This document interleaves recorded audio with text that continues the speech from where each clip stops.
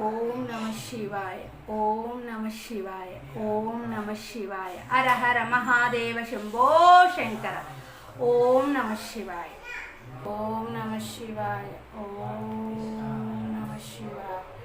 హర హర Mahadeva Shambho Shankara. Hello అండి, మీ అందరికీ మహాశివరాత్రి శుభాకాంక్షలు అండి. ఇంట్లో అయితే పూజ చేసుకున్నానండి. పూజ చేసుకున్న తర్వాత మా హస్బెండ్తో కలిసి నేనైతే టెంపుల్కి వెళ్ళి పరమశివుడిని దర్శించుకుని ఆ క్షేత్రంలో కొంతసేపు గడిపి మరలా ఇంటికైతే వచ్చేసామండి. ఉన్నంతసేపు కూడా ఓం నమ శివాయ అనే మంత్రాన్ని జపిస్తూనే ఉన్నాను. బ్రహ్మమురారిసురార్చితలింగం నిర్మలభాసితశోభితలింగం జన్మజ దుఃఖ వినాశకలింగం తత్ప్రణమామి సదా శివలింగం దేవముని ప్రవరార్చితలింగం కామదహన కరుణాకరలింగం రావణదర్ప వినాశకలింగం తత్ప్రణమామి సదా శివలింగం సర్వసుగంధి సులేపితలింగం బుద్ధివివర్ధన కారణలింగం సిద్ధసురాసురవందితలింగం తత్ప్రణమామి సదా శివలింగం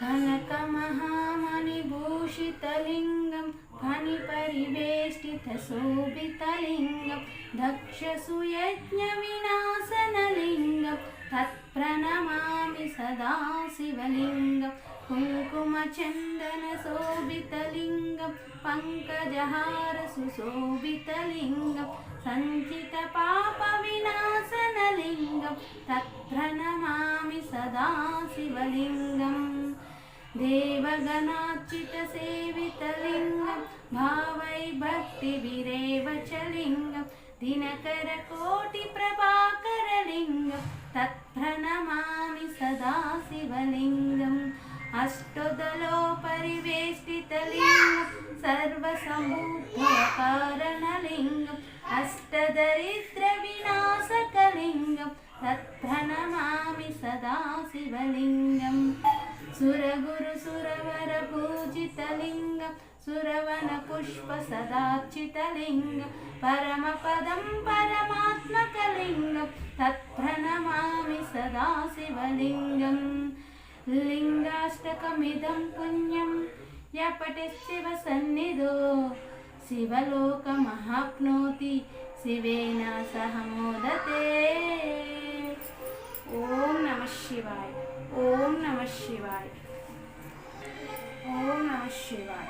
ఈశ్వరా నీదయ పరమేశ్వరా నీదయ హర హర మహాదేవ శంభో శంకరాయ నమో నమః. జగద్ధనియే నమో నమః. అష్టలక్ష్మీదేవతాయ. ఇక్కడైతే నేను సాయంత్రం పూజ అయితే స్టార్ట్ చేసుకున్నానండి. ఉపవాసం ఉన్నాను కదండి, మళ్ళీ సాయంత్రం స్నానం చేసి పూజ అయితే స్టార్ట్ చేసుకున్నాను. ఆల్మోస్ట్ కంప్లీట్ అయిపోయింది. హారతి ఇచ్చేసానండి. లింగాష్టకం దేవుడి నామాలన్నీ చదువుకుని పూజ అయితే కంప్లీట్ చేసుకున్నాను. నేను లింగాష్టకం చదివినప్పుడు ఏవైనా తప్పులు చదివి ఉంటే కనుక తప్పకుండా నన్ను మన్నించండి. అలాగే ఇక్కడ ఉపవాసం చేశాను కదండి, కొబ్బరి నీళ్ళు అయితే నేను తీర్థం కింద తీసుకుని ఉపవాసం అయితే విరమించానండి.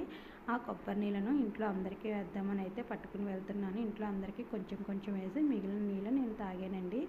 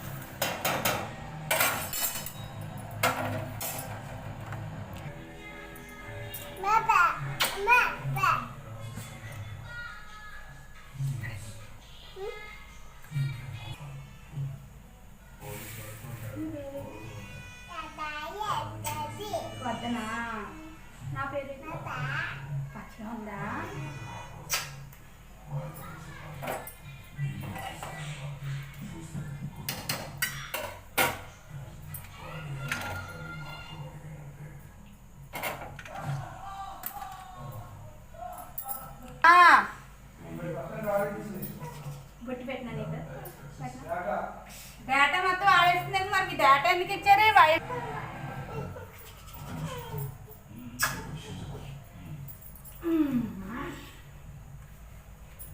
స్టవ్ దగ్గర కాలిపోతుంది.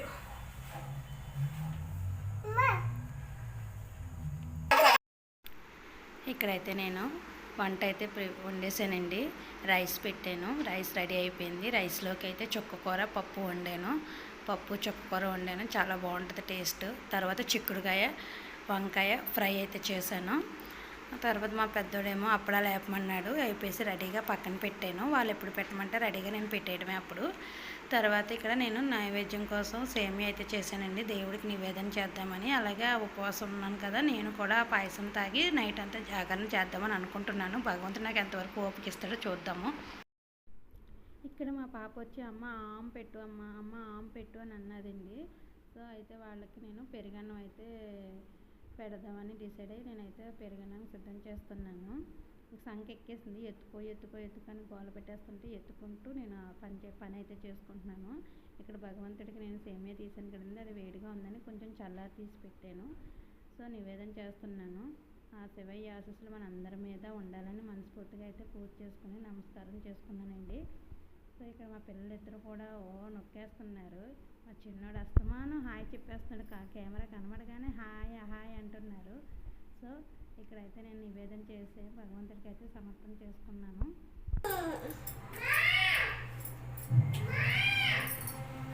వస్తున్నానండి వదినే.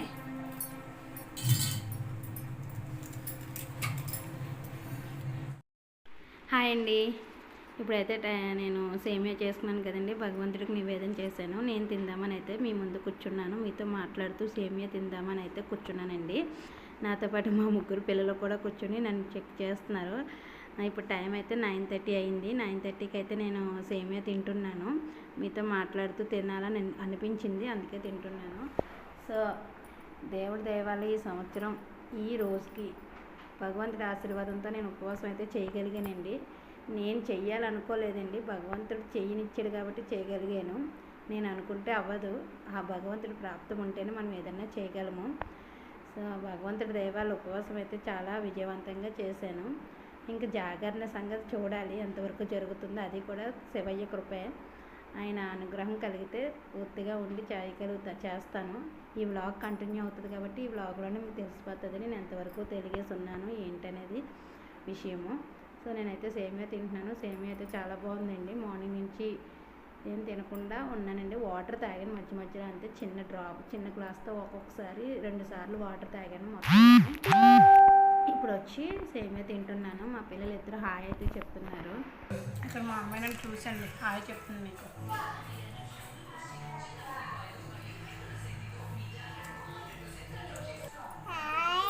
హాయ్ చెప్పు.